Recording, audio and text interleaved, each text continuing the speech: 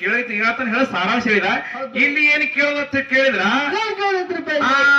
ಇವತ್ತೇನಿ ದೇವ್ರ ಕೈಕಾಲು ಮಾರಿ ತಕೊಂಡು ಉಳ್ಳಕ್ ಕೂತಾಗ ಅನಕ್ಕ ಅಂದ. ಅನಕ್ಕಂದ 12,000 ದಂಡ ತಯಾರೈತೆ ತಾಡ್ ತಗೊಂಡು ಉಳ್ಳಕ್ ಕೂತ್ರಲ್ಲಿ.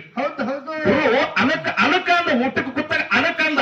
ಅದಕ್ಕಂದ್ರ 12,000 ದಂಡ ತಾಟ ತಗೊಂಡು ಊಟಕ್ಕೆ ಕೂತು ಅವಾಗ ಕಲವೈ ಗಾರಿ ಅದಾವ. ಗಂಡಗ ಗುರುವಿಗೆ ಪ್ರಸವ ಮಾಡ್ಯಾವ ಒಂದು ಭಗವಾನಾಗ 12,000 ದಂಡ ತಾಟ ತಗೊಂಡು ಉಳ್ಳು ಕೂತದ. ಇನ್ನ ಇವು ಇಟ್ಟು ಮಂದಿಗೆ ಹ್ಯಾಂಗ ಊಟ ಮಾಡಿಸ್ಬೇಕಂತ ಹೇಳಿ ಆ ಭಗವಾನಿ ಮುಂದೆ ಹೋಗಿ ತುಳಜಾಪುರ ಅಂಬಾಬಾಯಿ ಧ್ಯಾನ ಮಾಡಿದ್ರು.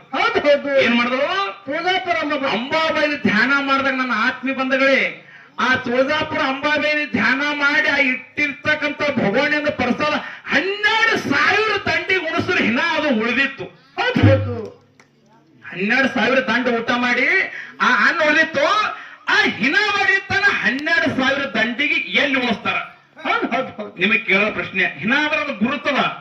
12,000 ದಂಡಿಗೆ ಎಲ್ಲಿ ಊಟ ಮಾಡಿಸ್ತಾರ? ಹಿನ ಬಿ ಮಾಡಿಸ್ತಾರ, 12,000 ದಂಡಿಗೆ ಊಟ ಮಾಡಿಸ್ತಾರ. ಇಂಥದೇ 12,000 ಮಂದಿಗೆ ಊಟ ಮಾಡಿಸ್ತಾರ. ಉತ್ತರ ಕೊಡಲ್ಲ ನನ್ನ ಆತ್ಮ ಬಂಧಗಳೇ. ಹೌದು. ಇದು ಒಂದು ಸಿದ್ಧಾಟಿಗೆ ಒಳಗ ನಮ್ಮ ಗುರುಗಳಿಗೆ. ಇನ್ನ ಒಂದು ಏನಂತ ಕೇಳಿದ್ರೆ ಎಲ್ಲೋಣ ಒಂದು ಊರೊಳಗ ಸಿದ್ದರಾಮನ ಗುಡಿ ಅದ.